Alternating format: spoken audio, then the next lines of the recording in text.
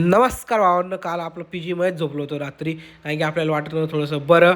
मग आपला आवाजही त्यामुळे थोडासा झाला आहे खराब. तर जाऊ द्या, चला काही वांधा नाही. मग करूया ब्लॉग एडिट. मग ब्लॉग एडिट करायला घेतला आम्ही. सकाळ निघालो तर येऊन गेलो डायरेक्ट रूमला. पीजीवरनं रूमला आलो तर बघतो काय आता काही जेवायचं करूया. तर बनवून टाकूया अंडे. तर मस्त की अंडे उकळायला टाकून दिले. इथं जोपर्यंत अंडे उकळतात तोपर्यंत आपण असं आंघोळ पाणी दात बीत घासून घेऊ. मस्त की दात बीत घासायला घेऊन घेतले, दात वगैरे घासले आणि बघतो तर काय चार लागलो नाही नाचायला आहे बघा.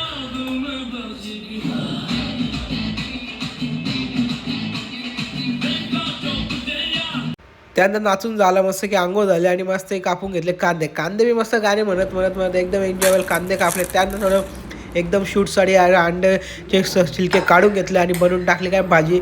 तर मस्त की सगळ्यात पहिले टाकलं तेल, जिरं, मोहरी आणि टाकून घेतले कांदे. मस्त की सगळ्यांना परतून एकदम भारी वगैरे लाल होईपर्यंत परतून घेतले.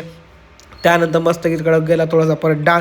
त्यानंतर अंड्याच्या करून घेतल्या खापा वेवा. मस्त की छोटे छोटे अशा खापा करून घेतल्या अंड्याच्या. आणि इकडे आपला तोपर्यंत मसाला होता रेडी. तेव्हा मस्त की असा मसाला रेडी होऊन गेला होता.